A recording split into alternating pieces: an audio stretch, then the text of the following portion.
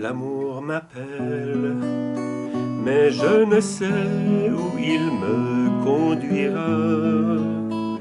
L'amour m'appelle, sa providence guidera mes pas. L'amour m'appelle, et cet amour vient mendiller ma foi. L'amour m'appelle, et en Marie, me voici pour sa joie. Cet amour, c'est toi, Jésus, toi l'unique de ma vie, toi l'époux qui m'appelle à me livrer avec toi, qu'il me soit fait selon ta parole.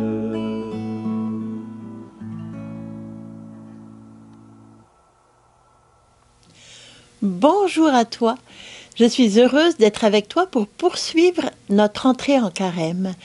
Et j'ai pensé que nous pouvions regarder Jésus, partir de Jésus pour faire ces 40 jours comme lui les a fait. Dans l'évangile de Marc, tout de suite au début, ça commence. Il advint qu'en ces jours-là, Jésus vint de Nazareth et fut baptisé dans le Jourdain par Jean. Et aussitôt, remontant de l'eau, il vit les cieux se déchirer et l'Esprit comme une colombe descendre vers lui. Et une voix vint des cieux, disant, « Tu es mon Fils bien-aimé, tu as toute ma faveur, tu as tout mon amour. » Et aussitôt, l'Esprit le pousse au désert. Et puis, on y reviendra de ce qui se passe au désert.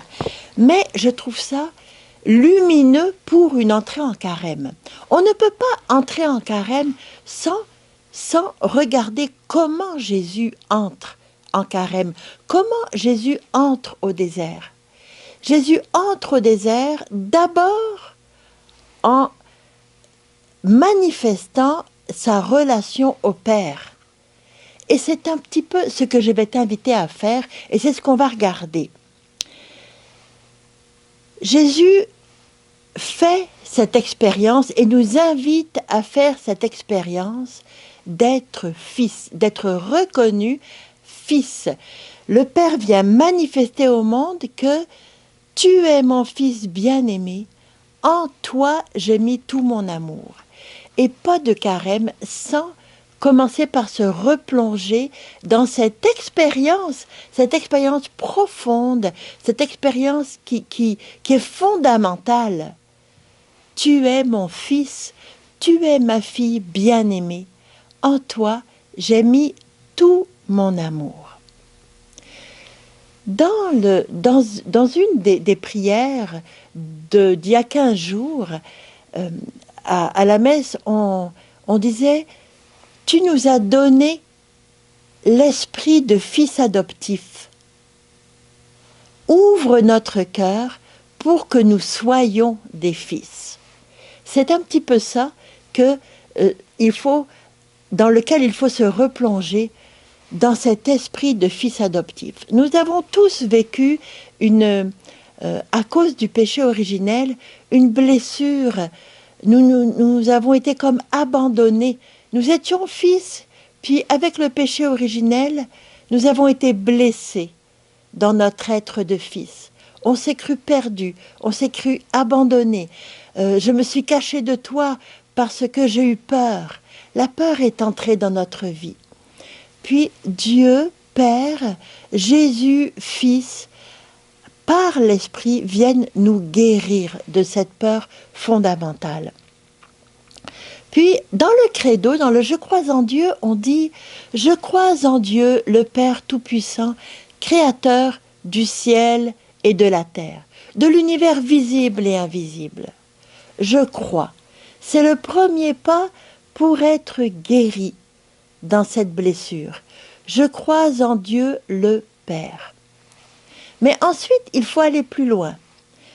Il faut pouvoir aimer Dieu le Père. J'aime Dieu le Père Tout-Puissant. Je l'aime d'amour, je l'aime de confiance, je l'aime de joie. J'aime. Puis la troisième étape, c'est parce que j'aime, je vis avec le Père. Et c'est tout ce que Jésus est venu nous enseigner. Je crois, mais j'aime et je vis. Et quand on demande, les apôtres vont demander à Jésus, apprends-nous Jésus à prier, à être en relation comme toi tu l'es. Il va commencer Jésus par nous dire, dites, quand vous priez, dites, notre Père. Mon Père, mais notre Père. C'est de toute beauté. En tout cas, moi, je trouve ça de toute beauté. Puis Jésus vient nous dire aussi, je suis là, je frappe à ta porte. En ce début de carême, je frappe à ta porte. Et si tu m'ouvres, le Père et moi, nous viendrons souper chez toi. Puis Jésus prie le Père pour toi et pour moi. Père, qu'il soit un, comme toi et moi, nous sommes un. Qu'il soit en moi, qu'il soit un avec toi. C'est tout ce mystère que Jésus aspire tant à ce qu'on vive ce mystère, à ce qu'on entre dans cette relation aimante du Père et du Fils. Jésus veut nous faire ce grand cadeau, puis quand il va combattre au désert, c'est pour que nous puissions vivre en toute liberté cette relation avec notre Père. C'est appuyé sur cette relation que Jésus entre au désert.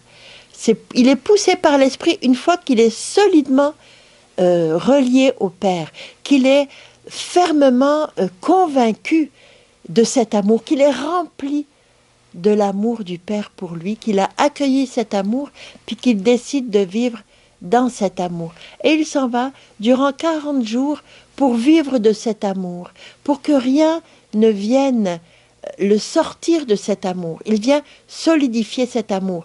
40 jours de carême, c'est pour nous solidifier dans cet amour, pour empêcher les agressions extérieures de nous sortir de cet amour. Puis, Jésus va être tenté. Il va être tenté, mais pas au début. Il va être tenté à la fin des 40 jours, quand il va être solidement enraciné. Et à la fin des 40 jours, on pourra entrer dans la Semaine Sainte, on pourra entrer dans la Passion, parce que on aura été fermement établi dans l'amour du Père. Peu importe, quelque part, peu importe quels sont mes déserts. Pour Jésus, ça a été un désert véritable. Pour nous, ce sont des déserts de relations dans nos familles, ce sont des déserts de peur, ce sont des déserts de doute, ce sont toutes sortes de déserts. Quelque part, peu importe mon désert, parce que Dieu va agir. Puis si j'établis ma relation, Dieu, mon Père, va être avec moi pour affronter, pour me faire passer à travers tous ces déserts. Dieu le Père dans la nuée a été avec le peuple hébreu dans la sortie d'Égypte pour la traversée du désert, pour entrer dans la terre promise. Dieu va être avec moi. Peu importe mon désert, ce qui importe, c'est que Dieu soit avec moi. Mon lien avec mon Père dans le désert. Et mon lien avec mon Père, il va passer par Jésus. Parce que c'est seulement Jésus qui est fils pleinement. Puis ce qui est très très beau, c'est que le lien, l'amour pur, l'amour complètement guéri, je vais le vivre au ciel.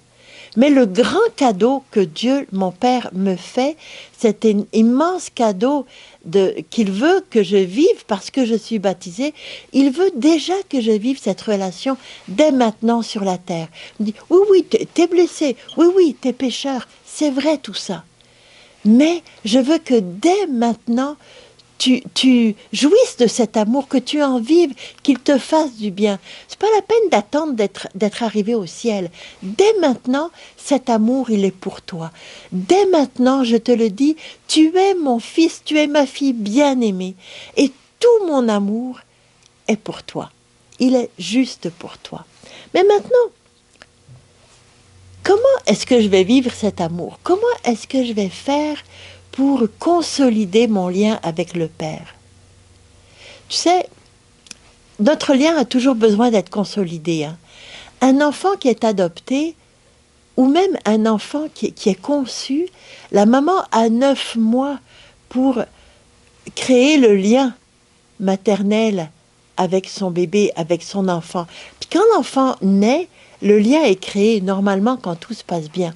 Mais quelquefois, il y a eu un problème. Il y a eu un enfant se trouve tout seul, sa maman est morte, ou bien sa maman, pour une raison quelconque, n'a pas pu le garder pour l'élever.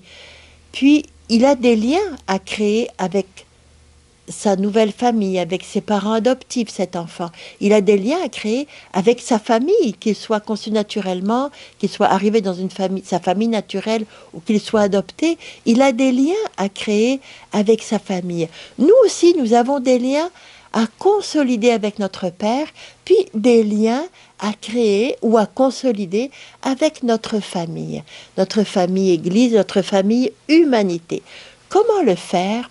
Eh bien, à Myriam, nous appelons cela, ce moyen, l'expérience de providence.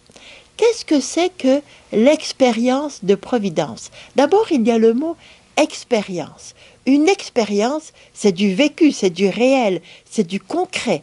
Je dois le faire dans ma vie. C'est pas juste une idée, c'est pas quelque chose de désincarné. Ça se vit dans mon être, dans ma chair, dans ma vie de tous les jours. Puis, une expérience de providence. Providence, c'est quelqu'un qui pourvoit à mes besoins, quelqu'un qui pense, puis qui pourvoit. Et puis, la providence, c'est Dieu. C'est Dieu qui crée et puis qui pourvoit aux besoins de sa créature. Dieu me donne la vie et il pourvoit à mes besoins, comme un père pourvoit aux besoins de son enfant. Alors, providence, ça veut dire Dieu, c'est mon Père qui s'occupe de moi. Alors, une expérience de providence, je vais expérimenter dans ma vie que Dieu est mon Père et qu'il s'occupe de moi. C'est ça l'expérience de providence. C'est demander à mon Père d'être Père dans ma vie. Il faut que j'accepte de demander. Pas toujours facile. Combien de fois je dis, je suis capable tout seul. Je suis capable. Je veux l'essayer tout seul. Mais il y a un moment où il faut accepter de dire, Papa, veux-tu le faire avec moi? Peut-être que je suis capable tout seul, mais j'aimerais le faire avec toi parce que j'ai besoin d'être avec toi. Cette semaine, nous allons accueillir des familles qui vont arriver aujourd'hui. Des familles qui vont être là. Et la première chose qu'on va faire, on va commencer par prier, mais ensuite, on va jouer. Toute la famille ensemble. Les parents avec les enfants. Pourquoi? Pour être ensemble, pour nouer des liens, pour créer des liens, pour être heureux ensemble. C'est ça qu'on va faire. Une expérience de providence, c'est parce que j'ai besoin, mais aussi parce que je veux être heureux avec mon papa, avec mon Père du ciel. Et notre Dieu Père, notre Père, veut être heureux. Ton papa veut être heureux avec toi. Puis Jésus, ton frère, veut participer à ce bonheur aussi. C'est ça l'expérience de providence. Père, papa, je veux être heureuse avec toi, puis je veux vivre ce que j'ai à vivre maintenant avec toi. Puis j'aurais besoin d'un petit coup de pouce aussi, parce que je ne sais pas tout, je ne connais pas tout, je ne comprends pas tout, puis je n'aime pas tout. Mais toi, Père, tu sais tout, tu peux tout, et puis tu m'aimes. Ça, c'est l'expérience de providence. Puis après ça, là, qu'est-ce qu'elle va faire, l'expérience de providence? Qu'est-ce que ça va donner de vivre cette expérience de providence? Eh bien, d'abord et avant tout, ça va renforcer ton lien avec ton Père. Puis ça va te sécuriser. Parce que notre sécurité est dans cette vérité. Dieu c'est mon Père et il m'aime. Rien ne peut m'enlever de la main du Père. Rien ne peut me détruire parce que je suis dans la main du Père. Alors, sécurité. Ensuite, ça va m'apporter l'aide dont j'ai besoin pour faire mon bout de chemin. Ça va m'apporter la docilité. Je vais apprendre à être docile à l'Esprit Saint, docile à ce que mon Père me dit. Je vais affiner mon écoute. Je vais affiner ma compréhension. Je vais comprendre ce que me dit Dieu mon Père. Puis, je vais avoir beaucoup de joie. L'expérience de providence, ça fait exploser la joie dans la vie, une joie profonde. La joie, c'est comme un amoureux. J'aime et je suis aimé. Ça transforme toutes les couleurs. Tout prend une clarté, une vivacité, une profondeur, une intensité. Ta joie va augmenter. Ta paix intérieure va augmenter. Beaucoup, beaucoup. Parce que tu vas être dans l'environnement de Dieu, dans la paix de Dieu. Oui, il va rester tous les conflits, la mer va s'agiter à l'extérieur, mais dans ton cœur, tu vas être rempli de la paix de Dieu. Aussi, ta foi va grandir. Ta foi va grandir de plus en plus. Tu vas dire, ben donc, ça fonctionne, Dieu est mon Père, Dieu marche avec moi. Puis chaque fois, tu vas lui demander un peu plus. Tu vas oser t'abandonner un peu plus. Tu vas être beaucoup plus libre. Ta liberté intérieure va grandir à la mesure de ton expérience de providence. Plus tu feras des expériences de providence, plus ta liberté intérieure va grandir et s'épanouir. Le grand fruit de l'expérience de providence, c'est que tu vas être toi-même de plus en plus. Et parce que tu seras toi-même de plus en plus, tu vas découvrir des frères extraordinaires autour de toi. Tu vas aimer tes frères, non plus par force, par effort, mais tu vas les aimer d'un amour qui va jaillir en toi. C'est extraordinaire. Ça vaut la peine, je te le dis, de vivre l'expérience de providence. Mais comment la vivre? Puis est-ce qu'il y a des conditions? Est-ce qu'il y a des manières de le vivre? Oui, il y a des manières.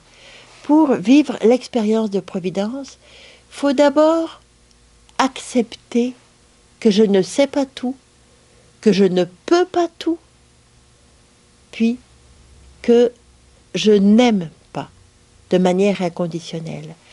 Alors, je suis pauvre dans mon savoir, je sais des choses, mais il y a beaucoup de choses que je ne sais pas.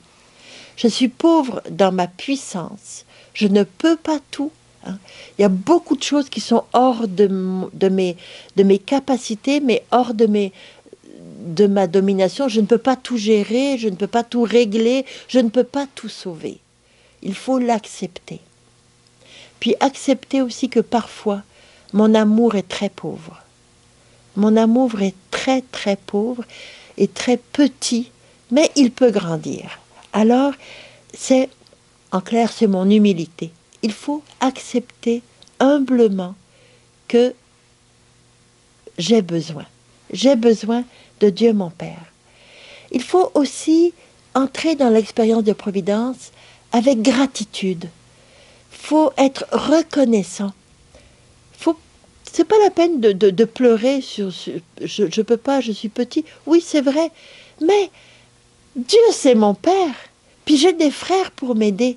Puis il y a tant et tant et tant de beauté, tant et tant de bonté. Puis Dieu m'apporte tant, il me soutient tellement. Il est tellement présent dans ma vie. Alors, commencez par remercier, s'établir dans la gratitude, commencer par dire merci Père de tout ce que tu m'as déjà donné, de tout ton amour dans ma vie. Puis aussi l'émerveillement. L'émerveillement, c'est simplement la foi. Je sais que tu m'aimes, puis je suis déjà émerveillée parce que tu vas agir. Tu vas agir dans ma vie, c'est certain. C'est certain. Jésus l'a promis, puis Jésus le croyait. Puis Jésus est mort, et puis tu l'as ressuscité. La mort a été vaincue, le mal a été vaincu. Ça, c'est mon émerveillement à l'avance. Tu vas vaincre la difficulté, le mal, la mort, la douleur, la souffrance. Tu vas tout vaincre en moi. Tu vas y arriver parce que tu es Dieu. Il y a aussi le pardon. Il faut accepter de pardonner. Puis, si tu n'es pas capable de pardonner, il faut accepter l'idée que il faut entrer dans un pardon. Père, c'est trop dur, Jésus, de pardonner. C'est trop dur, Père, de pardonner. Je ne suis pas capable. Mais je te fais confiance. Si tu me dis que le pardon est un chemin de vie, alors je te demande ce qu'il faut. Ce qu'il faut. Au moins, j'accepte de t'écouter. J'accepte. Je m'ouvre à cette possibilité. Je ne ferme pas la porte. Simplement ouvrir la porte. Jésus n'en demande pas plus, le Père n'en demande pas plus. Puis une expérience de providence, ça peut être « Père, je ne comprends pas le pardon, je suis fermé au pardon. Peux-tu m'ouvrir à cette grâce ? Tout se révulse en moi. Mais peux-tu m'ouvrir à cette grâce, s'il te plaît ? Parce que je veux vivre, je veux aimer, je veux être heureux. » C'est ça. Et puis, à demande claire, à demande précise, réponse précise. Si tu dis Père, je voudrais être heureux, c'est bien, bien vague. Mais si tu dis Père, au travail, j'ai telle difficulté de relation et c'est tendu, la relation est tendue. Je te demande de manifester ta puissance de Père. Tu sais tout réconcilier dans cette situation. Alors, demande précise, tu vas voir la réponse, puis tu pourras t'en émerveiller, puis tu pourras remercier, puis chanter comme la Vierge Marie, ton Magnificat. L'expérience de providence aussi, des fois, c'est un peu inconfortable, parce que tout se passe dans le temps, c'est un processus, hein.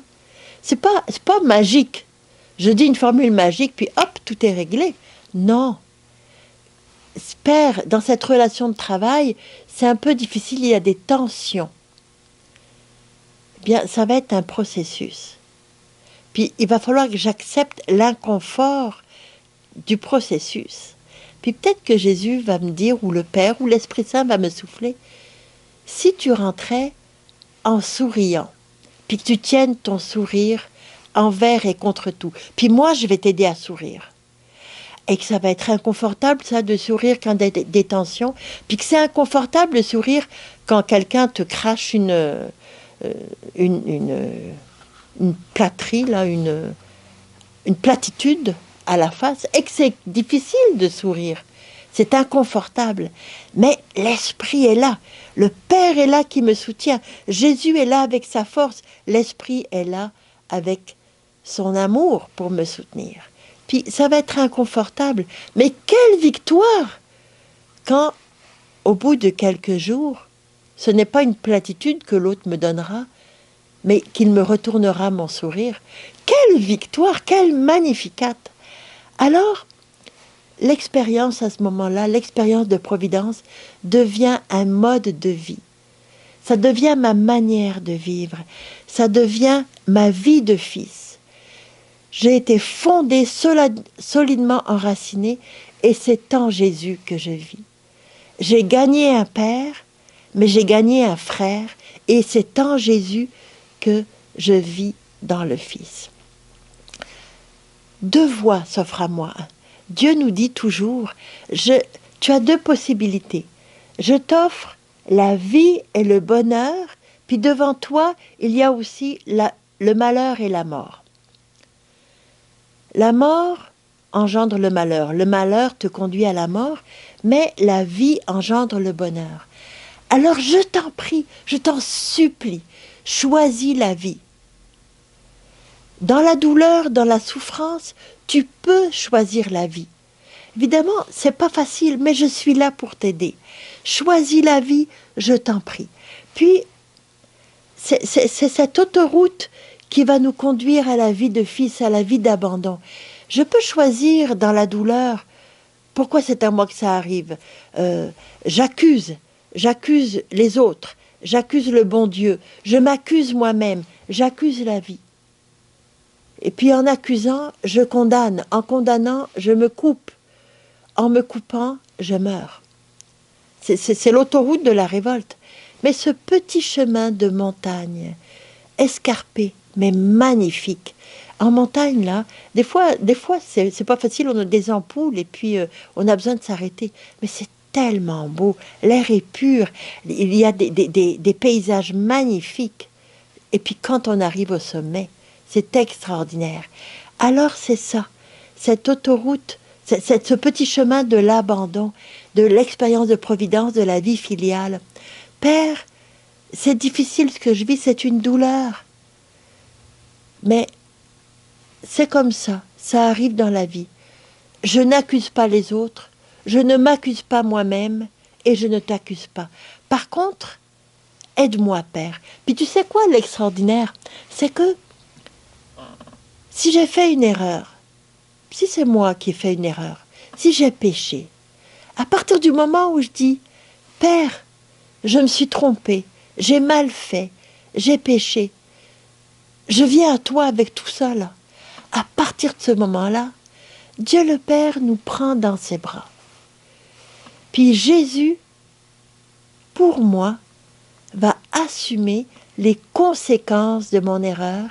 Il assume les conséquences de mon péché. Ça veut dire qu'il se charge de la responsabilité des conséquences. Il se charge de réparer. Il se charge de faire le mieux. Puis du bien, du mal, Dieu Trinité va faire jaillir le bien. En étant sûr qu'à partir du moment où j'ai tout remis au Père, dans mon expérience de providence, Jésus me sauve. Jésus me sauve. Et l'Esprit m'accompagne pas à pas pour me donner les moyens. Le Père va m'embrasser, va me baiser du baiser de l'Esprit. En Jésus, je vais ressusciter. N'aie aucun doute. Dans 40 jours, après ce carême, dans 40 jours, tu vas ressusciter.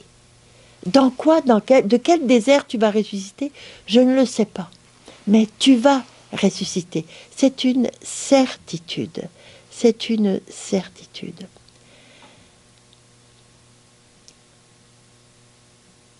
Dieu est plus grand que ton péché. Dieu est plus grand que ta douleur. Dieu t'aime. Dieu, c'est ton Père qui peut tout, qui sait tout, qui t'aime d'un amour qui ne finira jamais. Jésus, c'est ton Sauveur qui va combattre pour toi au désert, et l'Esprit, c'est celui qui te fait vivre dans cette relation d'amour avec Dieu Père, Dieu Fils et Dieu Esprit. Bon carême!